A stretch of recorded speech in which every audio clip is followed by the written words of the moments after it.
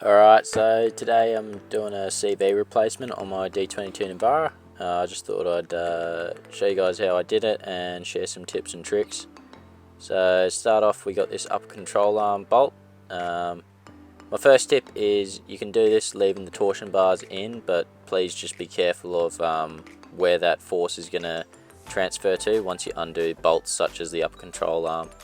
So we're just going to start off by undoing this hub lock. You got 6 Allen keys here that you just want to undo, and then you can break that off. It might have a bit of a seal to it if it's been on there a while. The next thing I did was undid this upper control arm, and I placed a hydraulic jack underneath the lower control arm to hold the weight up. And then I just used a separator, a hydraulic separator underneath it to pop that ball joint out, and then tapped it with a hammer. So now that upper control arm's out of the way, you can see I used the jack to lower the control arm, and now we're undoing the CV from the diff side. So there's 6 bolts holding it in to the diff, and you just want to rotate that CV so that you can access each of the bolts. And I just used a rattle gun with a long extension on it. Next thing is this circlip on the hub side holding the CV in, and that'll allow the CV to move. And that little piece there was part of the hub lock mechanism that you don't want to drop on the ground because it'll get covered in dirt and dust. The next thing I did was undid this shock. I took the bolt out of the bottom of it and only loosened the top one. I didn't need to remove the shock entirely. A real handy tip is use that jack underneath the control arm to maneuver the lower control arm up and down, and that'll give you a bit of flex to wriggle the CV out. I didn't actually get a video of removing the CV as my camera was going flat. This is putting the CV back in, the new one. Really a pretty easy job if you get yourself set up, and definitely use a jack. It really helped me out with lining up bolts and stuff. I managed to do this leaving the torsion bars in and the brake lines in, and you know, if you have to, you can use your steering to maneuver everything. So this is putting the CV back in, putting those diff bolts back in, and now I'm putting in the shock bolt.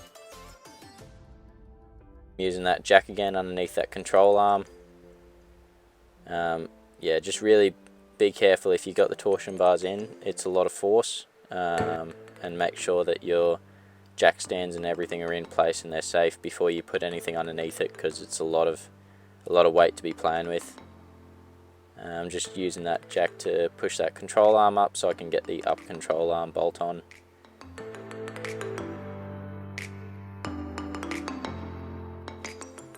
And once that upper control arm is back in, you're pretty well finished. You just got to do everything in reverse as to how you pulled it apart.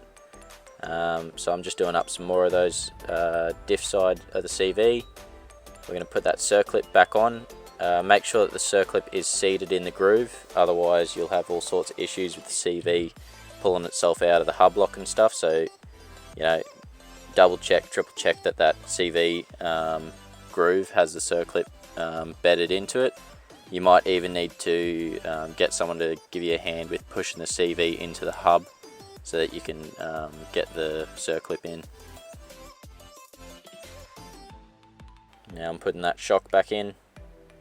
And like I said, I only had to loosen the top of the shock so that I could move it out of the way. I didn't actually remove it. Now I'm tightening the upper control arm.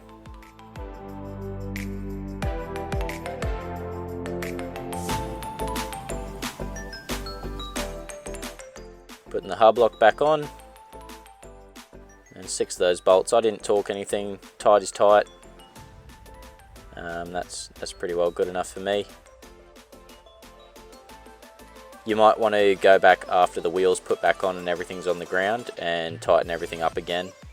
So once you put the wheel back on, that's everything finished. I hope this helps you guys if you need to change the CV on your Navara. I'm not sure if this works on other cars, but you know, best of luck. Thanks for watching.